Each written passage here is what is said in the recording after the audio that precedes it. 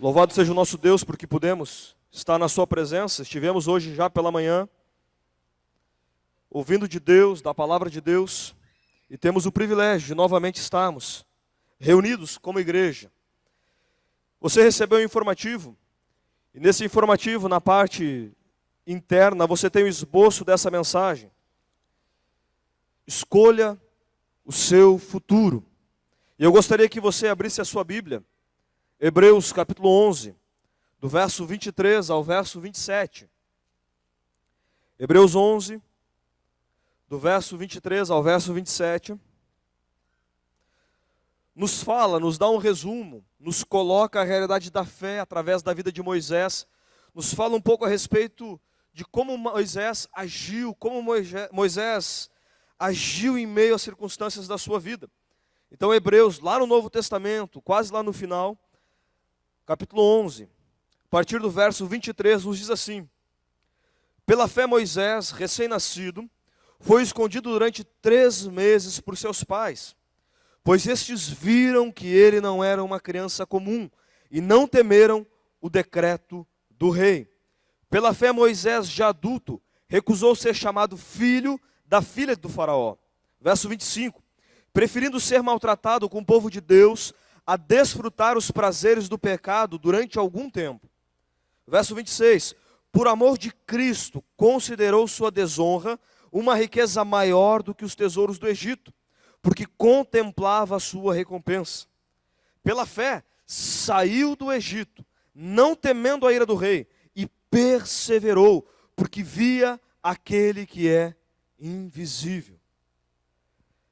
Diante de um início de ano, mais um ano, como Davi tem falado, estamos aí no 5º dia, temos um ano pela frente, uma vida toda pela frente. E talvez, eu não sei se você já se perguntou qual a vontade de Deus para o seu futuro. O que Deus quer do seu futuro? Às vezes é uma indagação que se coloca no coração de muitos cristãos. O que Deus quer na minha vida? Qual a vontade de Deus para mim? Gente, a primeira coisa que eu quero que você perceba é que existe sim uma vontade soberana de Deus. Aquilo que Deus faz, Deus age, e que nem que seja no final da história, as coisas vão convergir para aquilo que Deus quer. Isso é um fato bíblico em muitas histórias. Você percebe, por exemplo, na vida de Jonas. Jonas não queria pregar na cidade de Nínive. E ele fugiu de um lado ao outro. Mas no final da sua história, ele pregou a cidade de Nínive. Aquele povo rebelde. Porque era uma vontade soberana de Deus.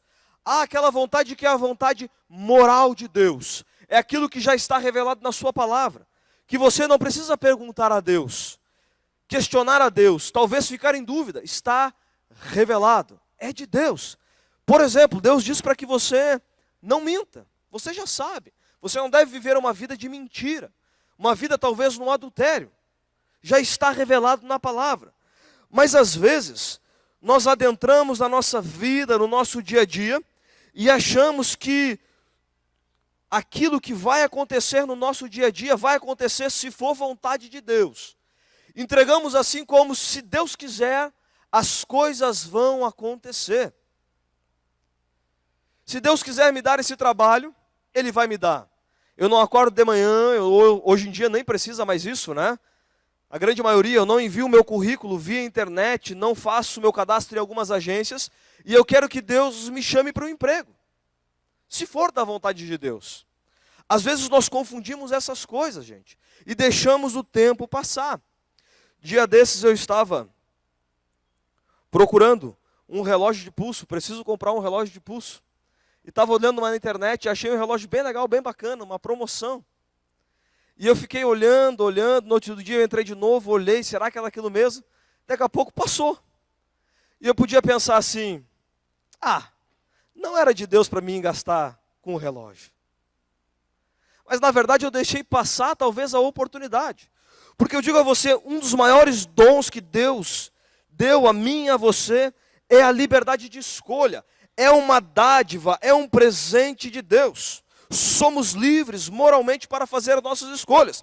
Nós não somos um fantoche na mão de Deus. Nós não somos um robô ou um carro de controle remoto que você é coordenado por Deus. Não. Deus nos deu um dom. E esse dom passa pela liberdade da nossa escolha. Essa é a verdade. Agora, qual é o grande problema? Muitas vezes, o nosso maior dom é também a nossa maior maldição. Por quê? Porque eu e você fazemos muitas vezes escolhas erradas. Ou somos omissos. Escolhemos aquilo muitas vezes que é ruim, que é mal, que traz prejuízo para com a nossa própria vida. Você pode talvez pegar alguém que está com câncer de pulmão. E você olha para aquela situação e oramos, e Deus é capaz de fazer um milagre. Mas nós precisamos perceber que talvez aquela pessoa fez uma escolha ao longo de uma vida toda, fumando. A sua dádiva, o seu poder de escolha, ela escolheu mal. Se tornou a sua própria maldição. Se tornou o seu próprio mal para com a sua vida. E estamos diante de um novo ano. E o novo ano sempre é tempo de fazermos algumas escolhas, de colocarmos algumas metas.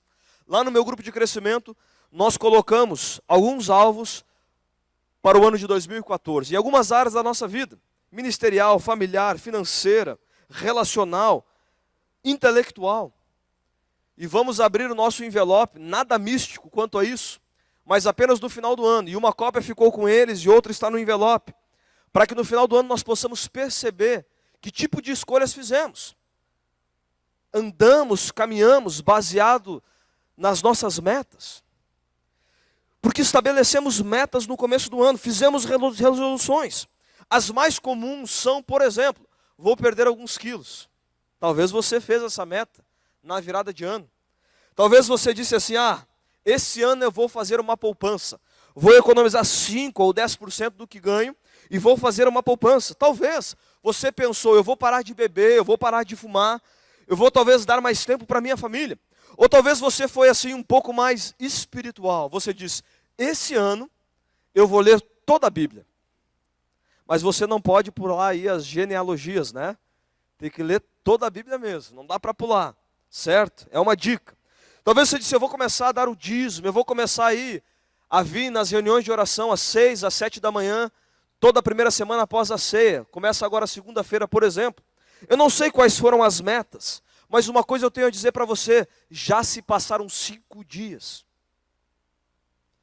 Se você disse que ia começar a ler a Bíblia e não o fez ainda, já está 5 dias atrasado. Já passou. Passa rápido, gente. E o que é resolução? Resolução é a firme determinação de fazer algo. Eu digo, eu vou realizar isso. Eu estou com um alvo, eu estou com uma meta, eu vou caminhar. Não importa aquilo que aconteça, eu vou fazer aquilo que eu coloquei como resolução.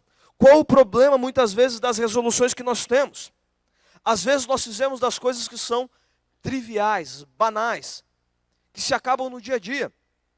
Não apenas isso, às vezes nós fizemos e nós procuramos realizar na nossa força de vontade. E eu não dou até fevereiro para que você desista. Porque força de vontade dura por um tempo. Nos dá força para fazer alguma coisa por algum tempo. Depois ela acaba, não dura.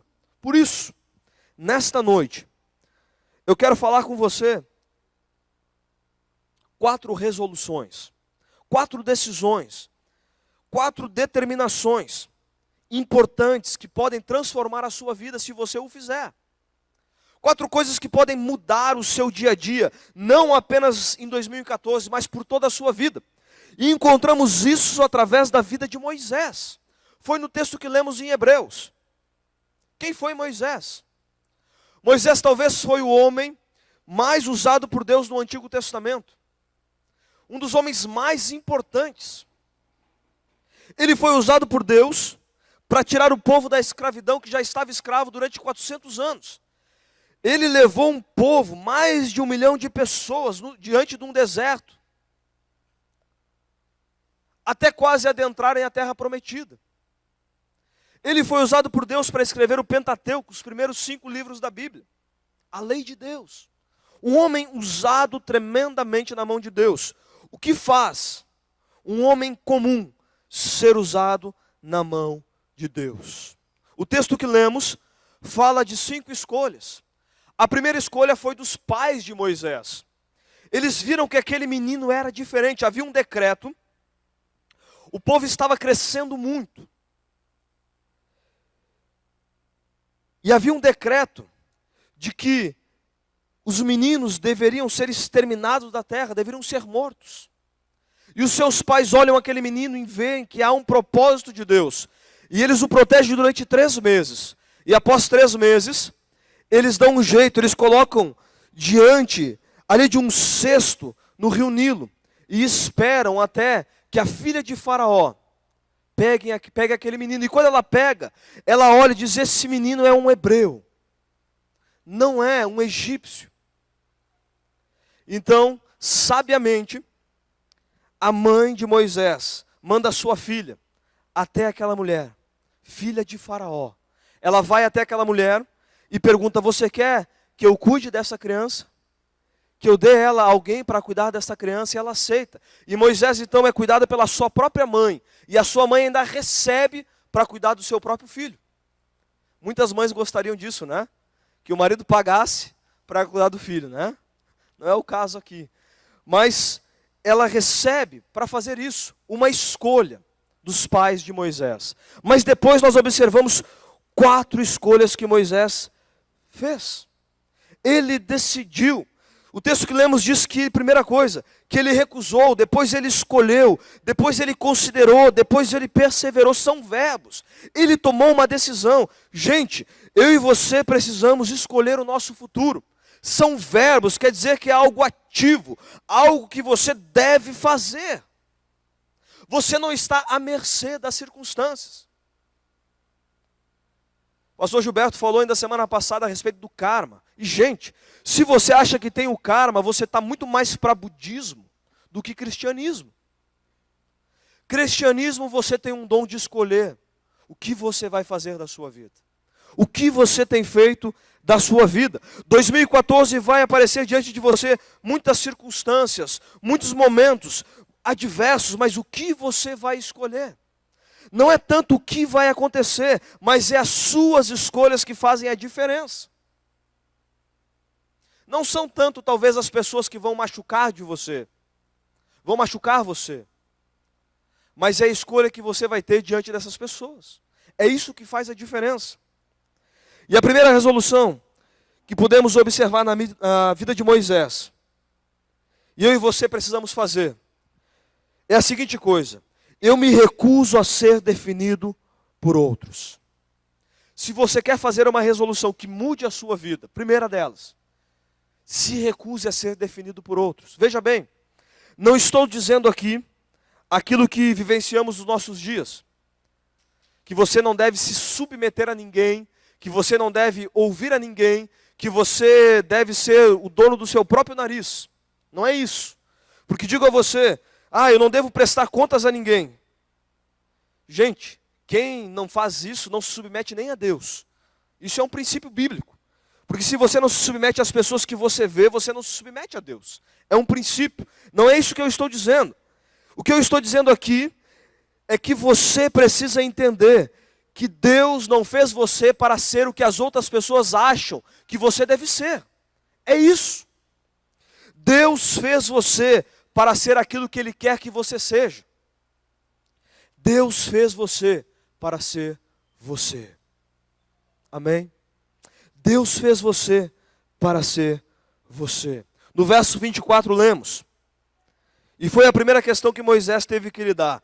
Pela fé, Moisés já adulto, isso é maturidade, gente, recusou ser chamado filho da filha de Faraó. Moisés tinha 2 opções: ou ele fingia ser neto de Faraó, e através disso ele vivia uma vida de fama, de luxo, de prazer, de regozijo, de poder, de prestígio, ou ele admitia aquilo que ele é: eu sou um judeu.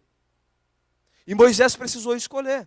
E ele escolheu: eu sou um judeu. Mesmo que eu escolhendo isso, está carimbado, que você expulso, que você passar por dificuldades, por problemas, eu estou escolhendo isso.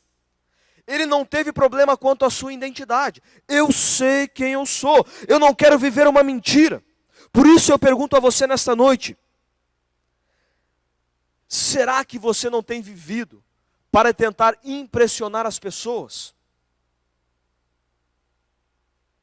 Gente, muitas pessoas vivem uma mentira, aparentam o que não são.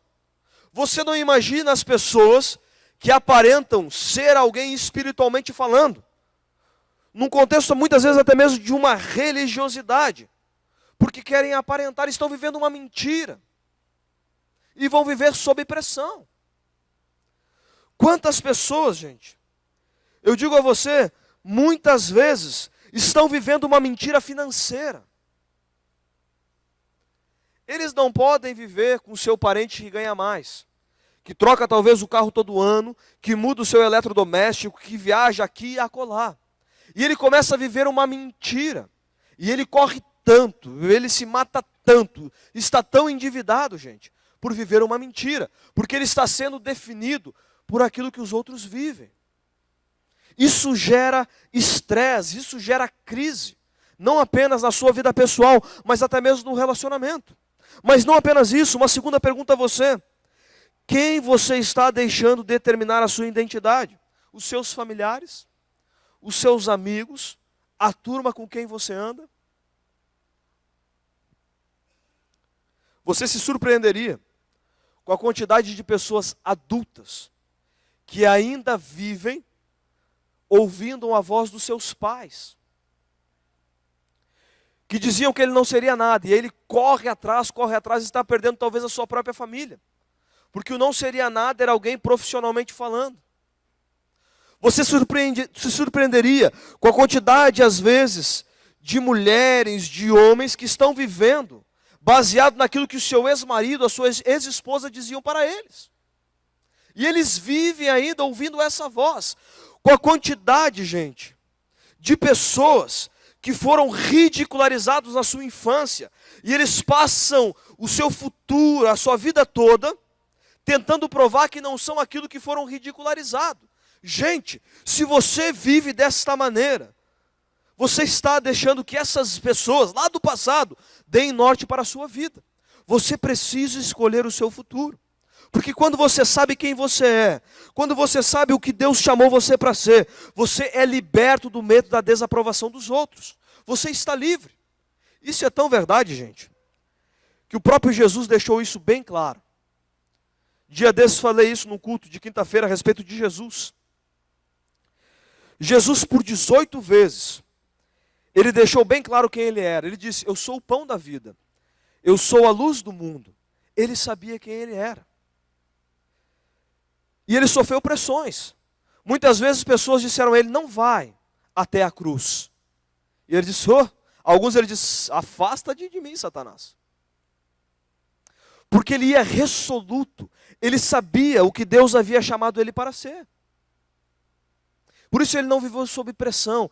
Ele tinha conhecimento, ele sabia qual era a sua identidade. E ele não vivia uma mentira. Gente, você vai ser pressionado ao longo do ano, ao longo da sua vida, a viver o que as pessoas querem que você seja.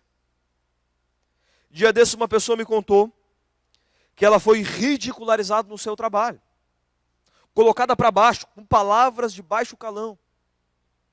E eu disse a ela: será que essas pessoas não estão querendo tomar o teu lugar?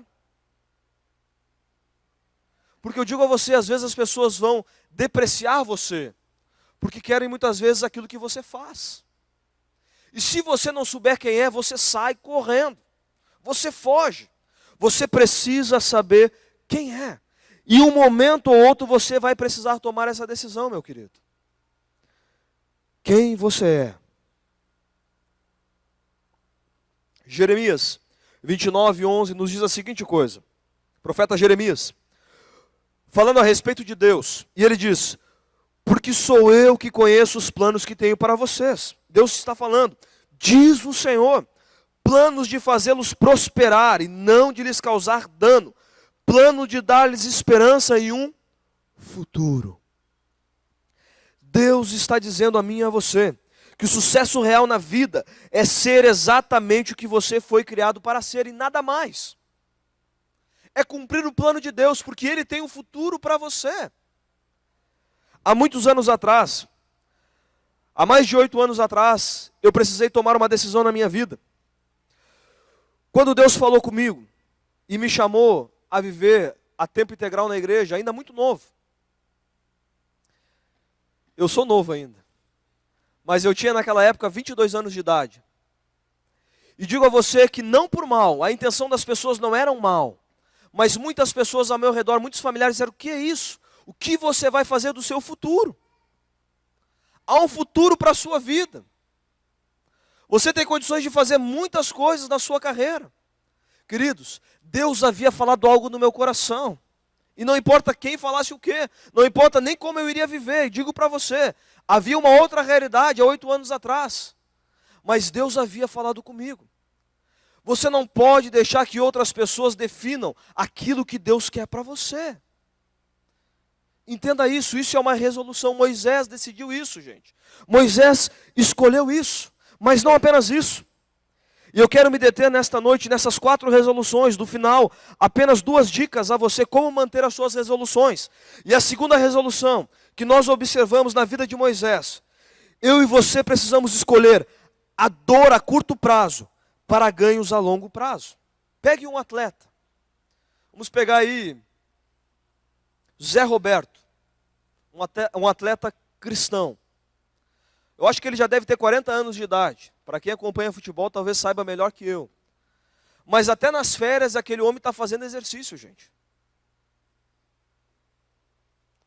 Porque ele sabe, sem dor não tem ganho. Se você não plantar, você não colhe.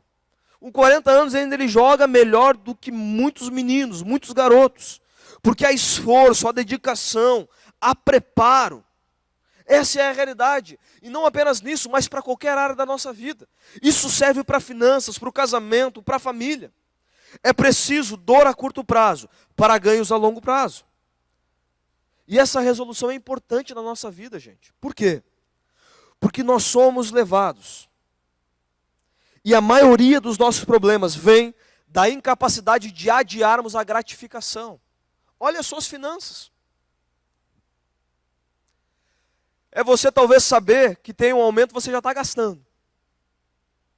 Hoje em dia, e há muitos anos atrás, o banco diz lá em outubro, setembro, gaste o seu 13º, retire aqui, com pequeno juro. Você quer ter a gratificação antes, você quer gastar antes.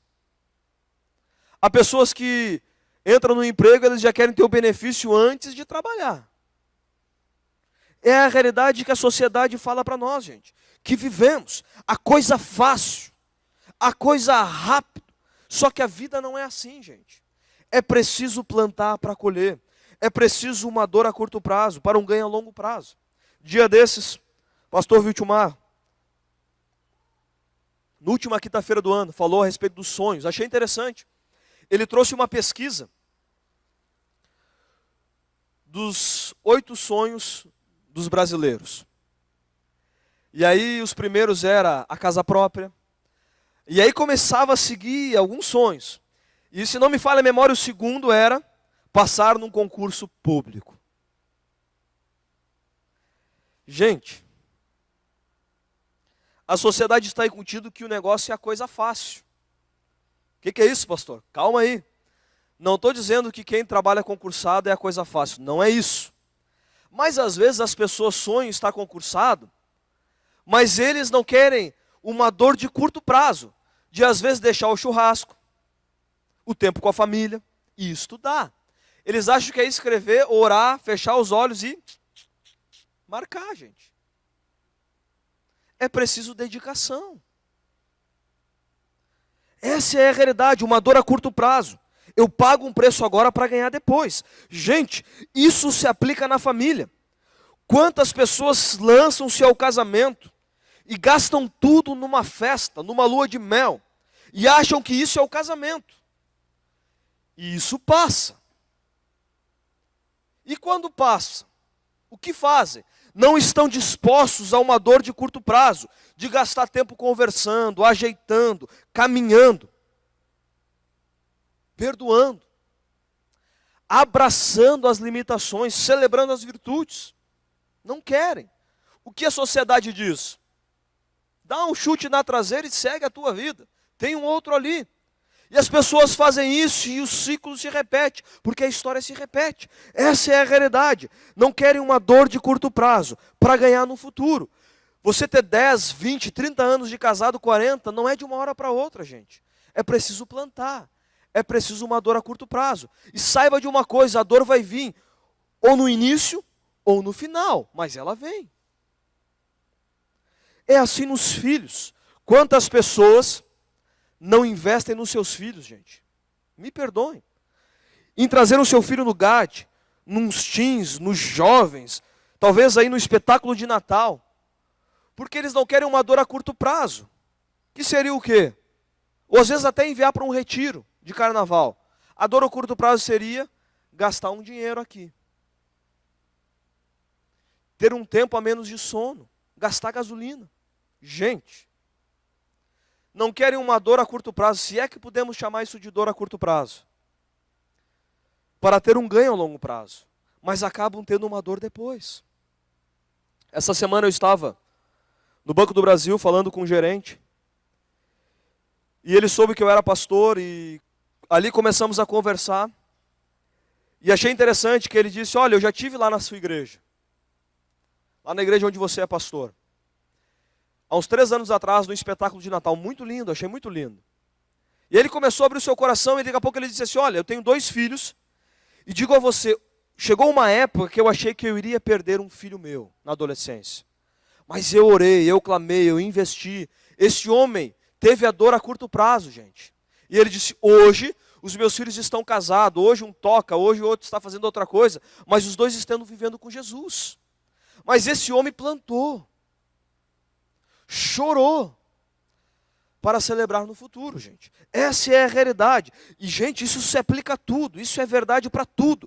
Para mentir, o que é mais fácil? É mais fácil você mentir aqui. Você mente para o seu cônjuge.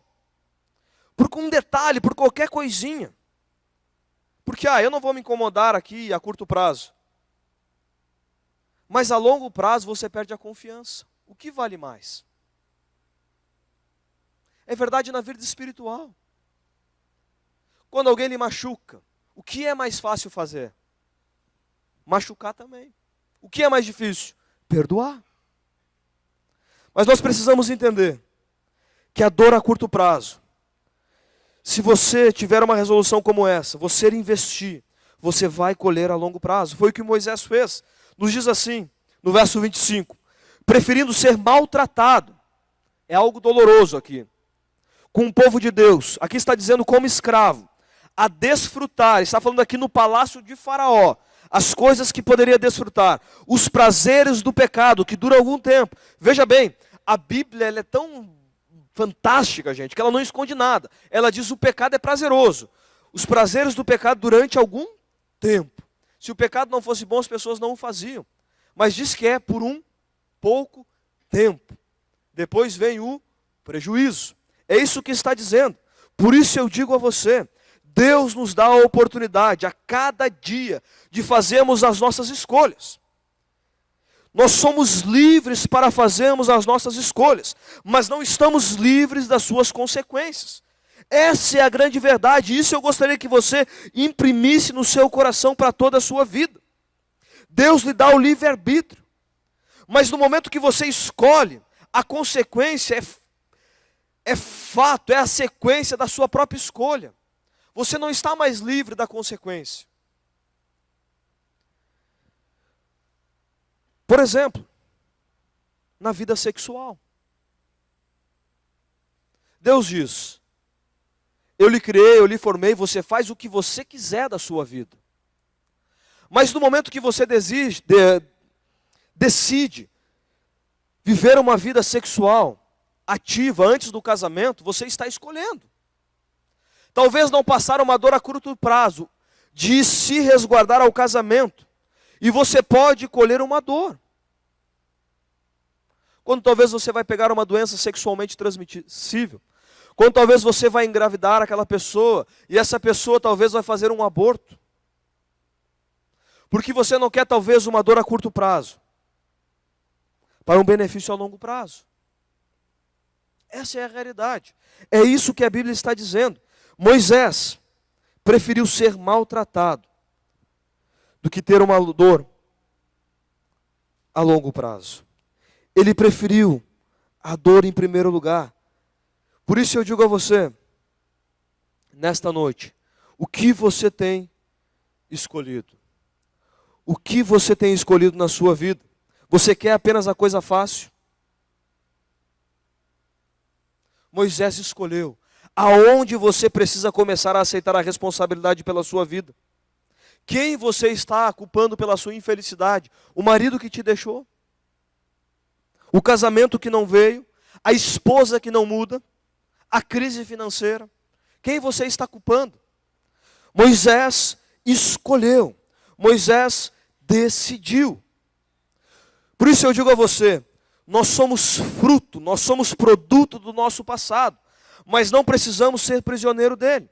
O teu passado te influencia.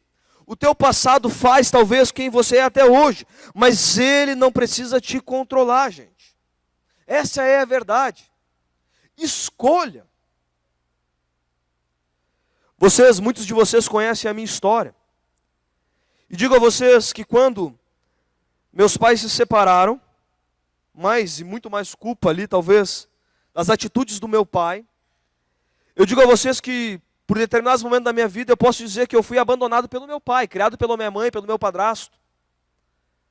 Mas eu digo a você, o meu passado não pode influenciar toda a minha vida. Eu não posso agir com o meu filho como o meu pai agiu. Eu decidi em Jesus ser diferente. Eu escolhi ser diferente para que a minha família viva algo diferente, que os meus filhos tenham a presença do seu pai. É possível escolher. Eu conheço inúmeros casos de mulheres que foram abusadas, sexualmente falando, mas foram curadas e são bênção na vida de outras pessoas. Filhos que não conheceram seus pais, mas têm uma família totalmente diferente. Pessoas que vieram de uma questão social, financeira, muito ruim, debilitada, mas venceram. Vivem diferente. Porque você é fruto, você é produto do seu passado, mas você pode escolher o seu futuro. Você crê nisso? E aí, se você pode dizer a mim, pastor, mas você não sabe a dor que eu estou enfrentando. Está grande, está doído.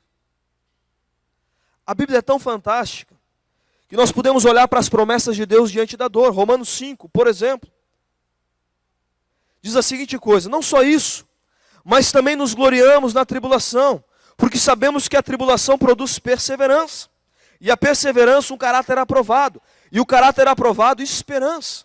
Mas não apenas isso, 2 Coríntios 4,17, e essa pequena e passageira aflição que sofremos, ou seja, aquilo que você está passando, vai nos trazer uma glória enorme e eterna, muito maior do que o sofrimento. O que Deus está dizendo, a promessa dele, mesmo em meio à dor, mesmo em meio ao sofrimento, eu sou capaz de fazer com que você cresça através do seu sofrimento, e o seu futuro seja diferente. Eu sou capaz de fazer com que na eternidade, nada disso mais, você vai sofrer. Eu vou lhe dar uma eternidade diferente. E não apenas isso, ele garante a sua presença. Salmo conhecido, Salmo 23 diz: ainda que eu ande pelo vale da sombra da morte, eu não temerei, porque tu estás comigo. Deus garante, mesmo em meio à dor, a sua presença. Talvez não há resposta, mas a presença. Por isso eu digo a você, não apenas se recuse a ser definido por outros, mas escolha uma dor a curto prazo para ganhos a longo prazo. E a terceira escolha que observamos na vida de Moisés: eu escolho os valores de Deus, não o do mundo.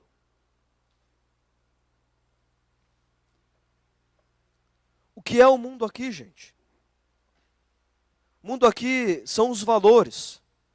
Às vezes as pessoas falam de mundo, os cristãos, os evangélicos, e parece que a gente é de outro mundo. E aí o mercado que você vai não é do mundo. Começa por aí. O hospital que você usa não é do mundo. A previdência social que você se aposentou não é do mundo, né? Você é de outro mundo. O que eu estou falando aqui não é essas coisas do mundo. É o mundo nos valores. Naquilo que a sociedade tenta impregnar no nosso coração. Olha o que diz a palavra de Deus, verso 26. Por amor de Cristo, Moisés considerou, significa, ele avaliou, ele pôs na balança sua desonra, uma riqueza maior do que os tesouros do Egito. Ele seria herdeiro, neto de Faraó, neto do Faraó, porque contemplava a sua recompensa, aqui um ganho a longo prazo. Ele fez um juízo de valor, ele pôs na balança.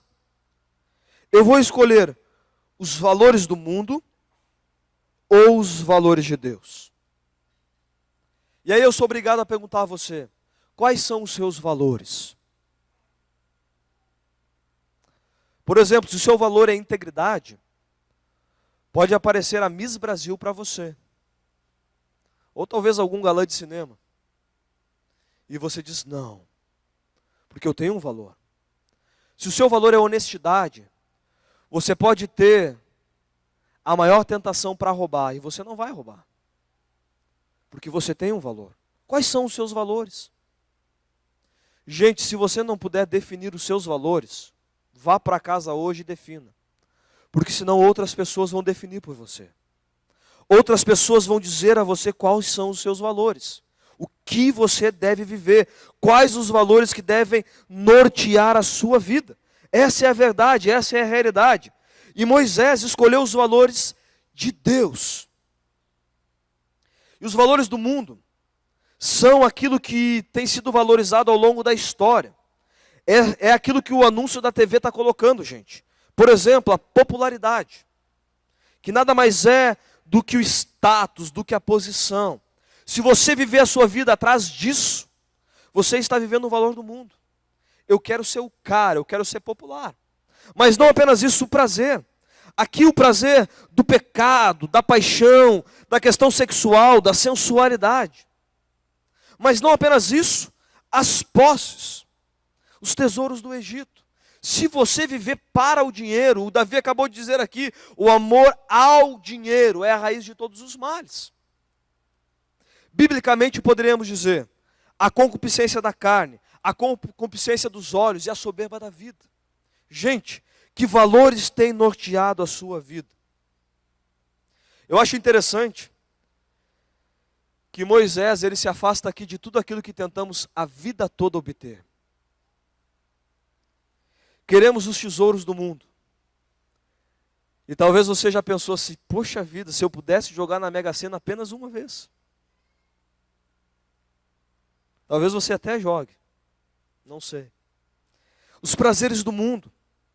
Queremos também a medida do mundo do sucesso, gente. Eu quero ficar bem, eu quero me sentir bem. Moisés, ele rejeita tudo isso, ele afasta tudo isso. Porque ele entende aquilo que está aí em 1 João 2,17. O mundo e a sua cobiça passam, mas aquele que faz a vontade de Deus permanece para sempre. E o que é o valor de Deus? O que Deus quer para mim e para você? O que Deus valoriza? Primeira coisa, o propósito de Deus é mais valioso do que a popularidade. Gente, é muito mais valioso do que ser popular. Ele era o neto de Faraó, uma celebridade, ele abriu mão de tudo isso. Eu me impressiono às vezes com a quantidade de cantores que eu ouço falar, que eu vejo, que se criaram numa igreja. E hoje estão cantando aí mundo afora, gente. Porque escolheram, me perdoem dizer isso, mas escolheram a popularidade do que o propósito de Deus.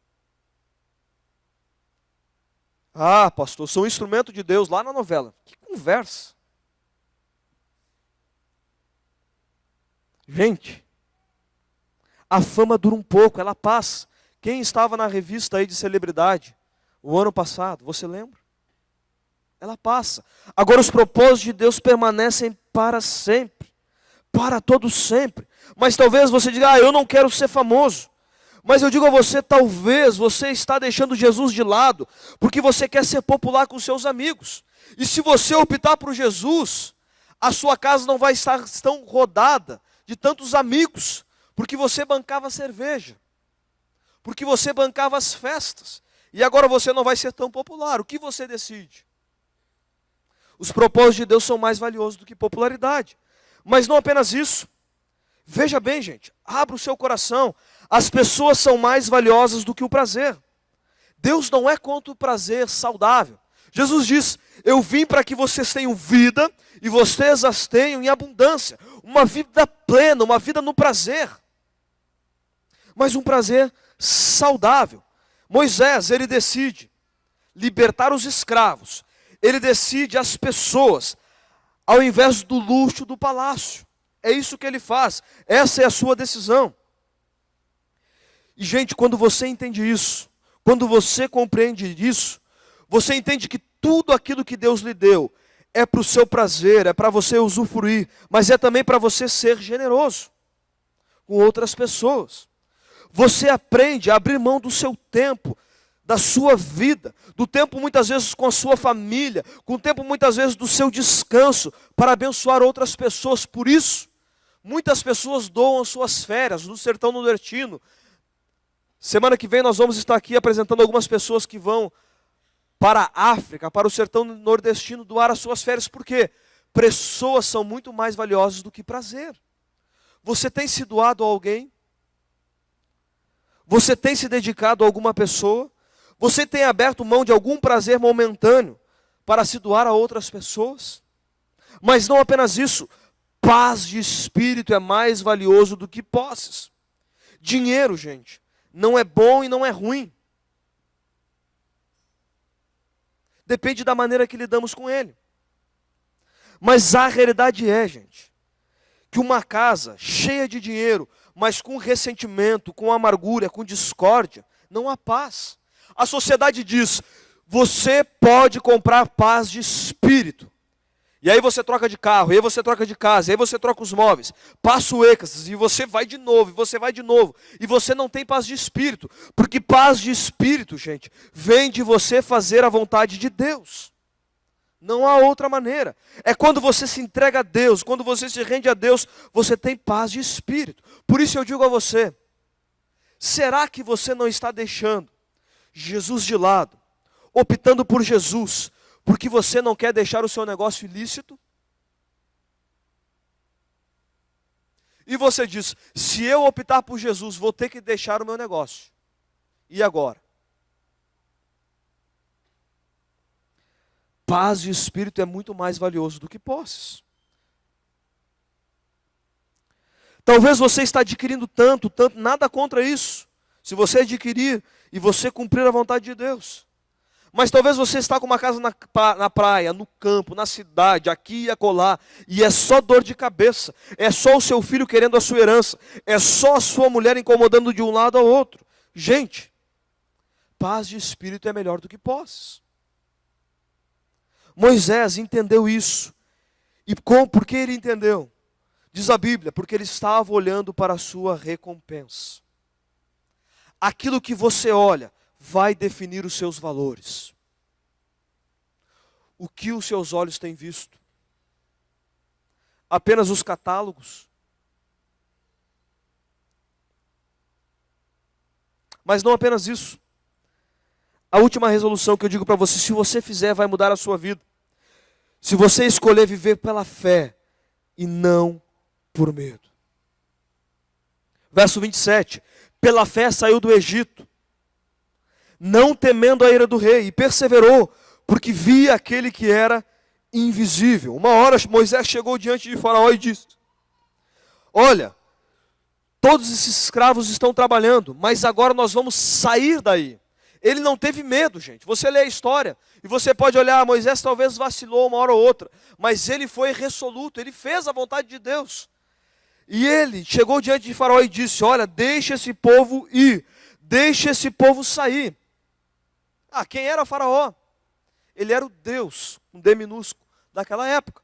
Se ele mandasse, corta o braço daquela mulher, era cortado. Mata aquele lá, era morto. Moisés teve ousadia, gente. Por quê? Porque quando você se aproxima de Deus, você vive em fé. Mas quando você se afasta de Deus, você vive com medo. Você quer viver em fé e não por medo? Se aproxime de Deus. Se aproxime do próprio Deus.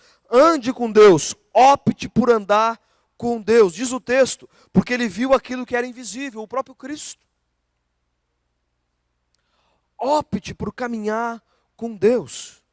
Viva pela fé. Gente, como você vai encarar o próximo ano?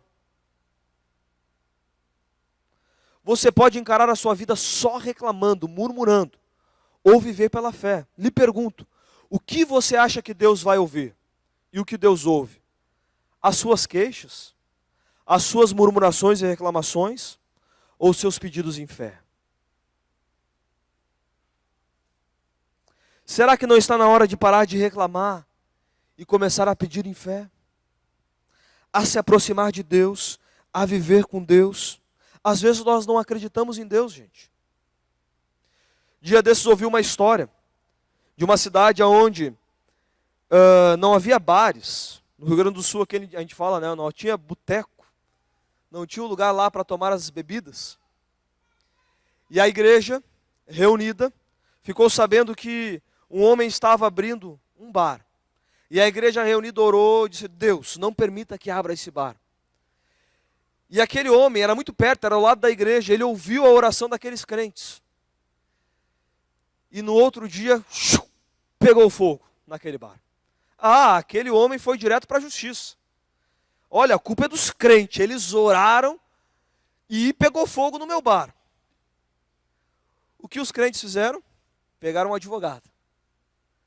E aí chegaram diante do juiz e disseram, não foi nós. Nós não fizemos aquilo. O juiz, antes de qualquer sentença, disse, olha, antes de qualquer sentença eu já sei. Esse homem, dono desse bar, crê mais na oração e na Bíblia do que vocês que são crentes. Você tem crido? Não para queimar aí o bar. Mas você tem crido, você acredita, ou você está vivendo com medo? Medo das coisas. Creia, viva em fé, coloque-se diante de Deus. Gálatas 2,16 diz, mas sabemos que todos são aceitos por Deus somente pela fé em Jesus Cristo, e não por fazerem o que a lei manda, gente. Por quê? Porque nós quebramos a lei, nós pecamos. Você tem colocado a sua fé em Deus? Só há uma maneira, colocando no lugar certo, e o lugar certo é em Cristo. Você já colocou a sua fé em Cristo Jesus? Você já entregou a sua vida a Cristo Jesus? Você precisa escolher. Você precisa decidir. Você já decidiu por Cristo? Você já escolheu entregar o seu coração a Jesus? Você é aceito por Deus, mediante a fé em Cristo Jesus. E eu queria dizer a você, para finalizar, duas dicas. Como faço? O que me ajuda a manter as minhas resoluções, as minhas decisões? Primeira delas, obtenha apoio, gente. Apoio. Faça parte de um grupo de crescimento. Esteja com pessoas que vão lhe apoiar, com pessoas que vão lhe auxiliar. Nós falamos muito a respeito disso, gente. Porque eu digo a você, eu já ouvi histórias de pessoas que ficaram enfermas e ninguém a visitou. E ela diz, naquela igreja, que é uma família, ninguém visita. Pergunto, ela estava num grupo de crescimento, diante de 900 pessoas. Se você não estiver perto de outras pessoas, ninguém vai saber que você ficou doente. É culpa nossa ou culpa de você mesmo? Você escolheu andar com outras pessoas? Digo a você, muito dificilmente você não vai ter algum problema durante esse ano. Se aproxime de outras pessoas antes de ter problemas. Já esteja perto de outras pessoas. Comece a andar com outras pessoas. Hebreus 10, 24, 25 diz, e consideramos uns aos outros, para incentivarmos ao amor e às boas obras. Não deixamos de reunir-nos como igreja, segundo o costume de alguns, mas encorajamo-nos uns aos outros. Com quem você tem andado? No começo de 2013, eu nem imaginava que a minha esposa teria ali o início de uma gestação e perderia, naquele momento, a gestação, o bebê, o início da gestação. E nós descobrimos numa terça-feira, gente, uma das coisas que mais aliviaram a minha alma foi estar no outro dia no grupo de crescimento e poder compartilhar. Você vai dizer, você é pastor, mas eu tenho pessoas lá que oram junto, que compartilham junto, que choram junto, que mandam uma mensagem. Eu não sabia o que estava para acontecer. E digo a você, uma das coisas que eu mais senti falta também, foi nesse recesso, saber que a minha esposa está grávida, depois aí de 4 meses, e não ter no outro dia o grupo de crescimento para poder compartilhar. Porque faz falta, gente, andar com pessoas, caminhar com pessoas tão próximas. Você tem andado com pessoas, elas lhe ajudam nas suas decisões.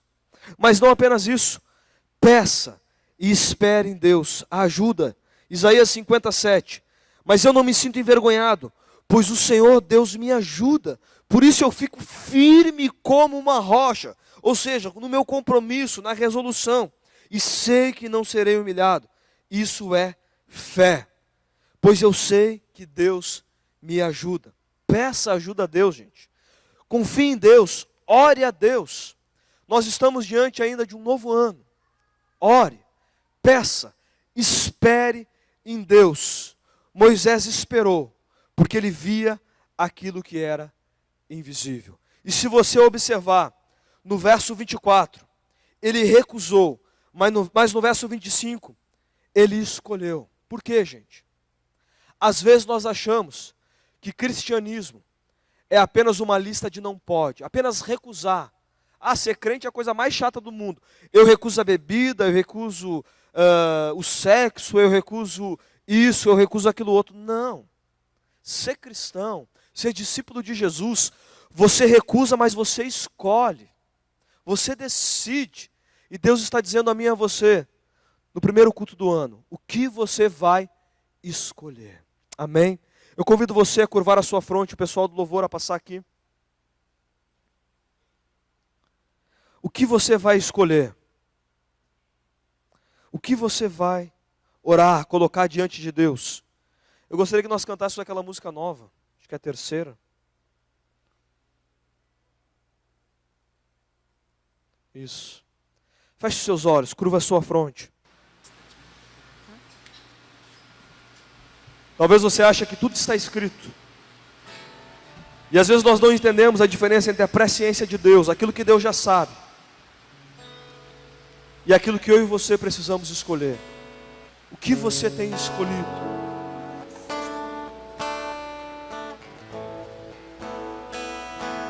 Opte por aquilo que é de Deus. Eu gostaria que nesse momento você se colocasse de pé.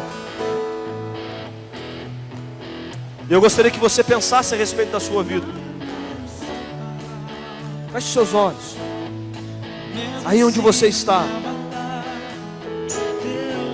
Eu gostaria que enquanto cantamos você parasse, refletisse. Que escolhas você fará para o próximo ano. Não faça apenas coisas triviais, escolhas triviais. Escolha coisas que vão mudar a sua vida. Escolha não ser definido por outros. Faça aquilo que Deus quer da sua vida. Escolha muitas vezes pagar um preço agora, para ter um ganho a longo prazo, na sua família, nas suas finanças, na sua vida com Deus. Opte pelos valores de Deus. Não abra mão de Deus. Escolha viver pela fé e não por medo. Ande com pessoas. Em nome de Jesus. Enquanto cantamos, eu gostaria que você abraçasse alguém. Talvez a sua esposa, a sua família. Se você tem algum parente que não está aqui, que está aqui, está longe de você, abrace essa pessoa. Abrace ela. Eu quero que você ore a Deus, fale com Deus. Decida, opte. Aleluia. Não importa a dor, não importa o medo, não importa a circunstância. Há uma promessa de Deus que Ele está conosco todos os dias. E que a sua misericórdia se renova a cada manhã. Não importa o seu passado, você é produto Você é fruto do seu passado, mas você pode escolher o seu futuro. Opte, escolha por uma vida diferente, em nome de Jesus. Comece a orar pela pessoa que está ao seu lado, que você está abraçando. Aleluia. Sim, Deus. Aleluia. Se o vento é forte e profundo, Não importa a circunstância, tua presença Ele é o nosso Deus. Aleluia. Teu amor não falha. Talvez você não está vendo saída, mas Ele é Deus, Ele está presente. Difícil é o caminhar. Sim, Deus. Nunca pensei que eu fosse Vai orando. alcançar, mas teu amor Não importa a voz, falha. talvez você está ouvindo a voz do inimigo dizendo: não vai ser diferente, esse ano vai ser igual, a situação é difícil, não vai mudar. Em nome de Jesus, repreenda, em nome de Jesus. Ouça a voz de Deus, ouça o conselho de Deus, em nome de Jesus. Ela vem pela manhã. Aleluia.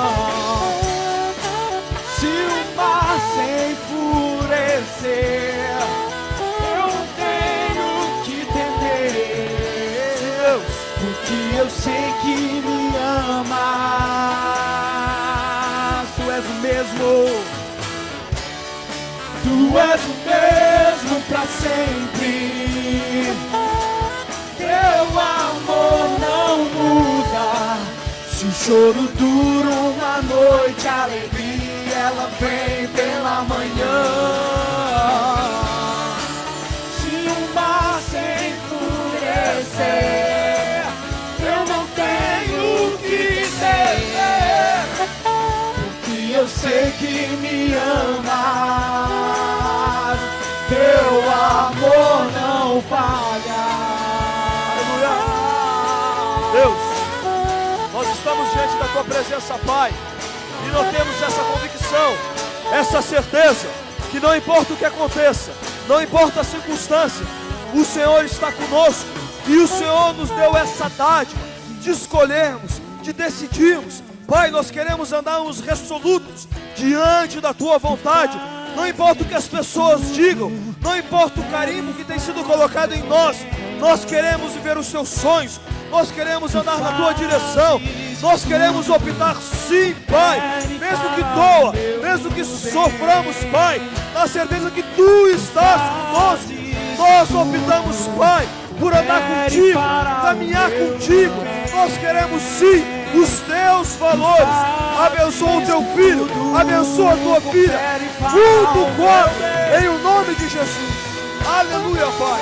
Tu fazes que tudo coopere para o meu bem.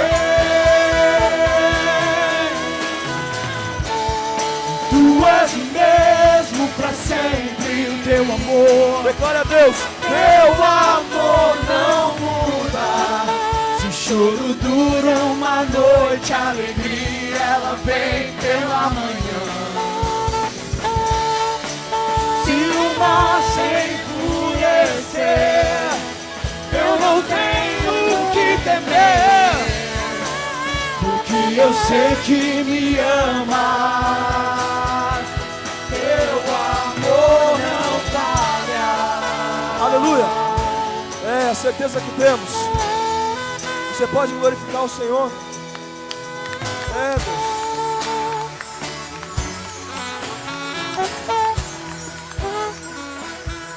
Sim, Deus. Assim em pé como você está. Talvez você veio a primeira noite no culto, você tem frequentado os nossos cultos. Eu digo a você que esses queridos, essas queridas que estão com o colete laranja, escrito "Conte comigo", eles terão o maior prazer agora no encerramento de conversar com você, orar com você, entregar a você um CD, uma literatura gratuitos, para que você possa descobrir ainda mais o projeto de Deus. Coloque a sua fé em Jesus. Só Ele é capaz de dar uma vida em abundância, uma vida eterna, mudar a sua vida. Só Cristo muda a realidade da nossa vida, em nome de Jesus, amém? Feche seus olhos, oramos a Deus, vamos cantar, e logo depois estamos despedidos na graça e na paz de Jesus, em nome de Jesus. Pai, nos despede, Deus, através da Tua graça e da Tua bondade, nos leva ao nosso lar, nos dá totalmente um ano diferente, um ano de bênçãos, de vitória. Acima de tudo, na tua presença, Pai, como igreja, na vida pessoal e todas as áreas da nossa vida, em nome de Jesus. Abençoa o teu filho e a tua filha, para a glória e louvor do teu nome, Jesus. Amém. Aleluia. Glória a Deus. Deus abençoe. Tu és meu